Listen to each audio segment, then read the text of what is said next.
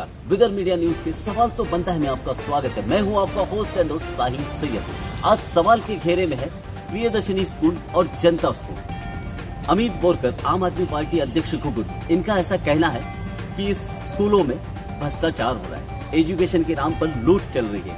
यहाँ पर एजुकेशन के नाम पर बड़ा भ्रष्टाचार का उजागर आज आम आदमी पार्टी अध्यक्ष अमित बोरकर करने जा रहे हैं। आइए आपको रूबरू कराते हैं अमित बोरकर इनसे। मित्रांनो, जय हिंद। 2 दिवसाआधी आम आदमी पार्टी घुघुस शिष्टमंडळ चंद्रपूरला अपना एज्युकेशनल जे अधिकारी आहे त्याला आम्ही भेट दिली, एज्युकेशनल ऑफिसरला। आणि मुद्दा एक होता ज्याच्यामध्ये 11वीचे जे ॲडमिशन आहे त्या ॲडमिशनबद्दल इथं खूप मोठा फ्रॉड होत आहे। घुघुसमध्ये स्थित जे 2 शाळा आहे, एक प्रियदर्शनी महाविद्यालय आणि जनता विद्यालय, हे दोन्ही शाळा मुलांना 11वी आणि 12वी ॲडमिशन करिता कमीत कमी 5,000 आणि जास्तीत जास्त 20,000 रुपये चार्ज करत आहे। तर हे कुठपर्यंत योग्य आहे हा प्रश्न विचारण्यासाठी आम्ही काल शिक्षण अधिकाऱ्याला भेट दिलो आणि त्यांना आम्ही हा प्रश्न केला।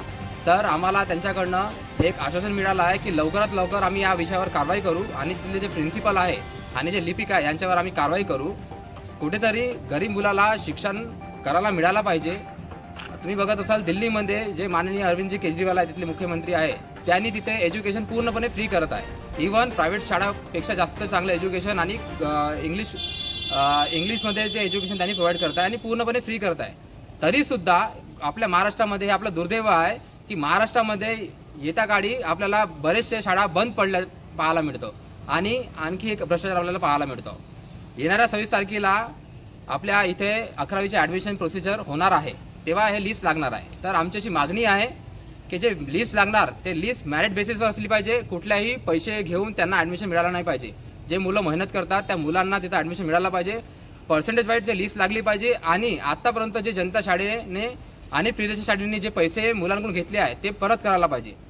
जर असं झालं नाही तर आम आदमी पार्टी घुघुसतर्फे आम्ही संपूर्ण जिल्ह्याचे अधिकारी इथं बोलवू आणि यांच्या विरोधात आम्ही आंदोलन करू। समजा तरी हा मुद्दा सॉल्व्ह झाला नाही तर आम्ही शिक्षण मंत्र्यापर्यंत जाण्यासाठी तयार आहोत। धन्यवाद।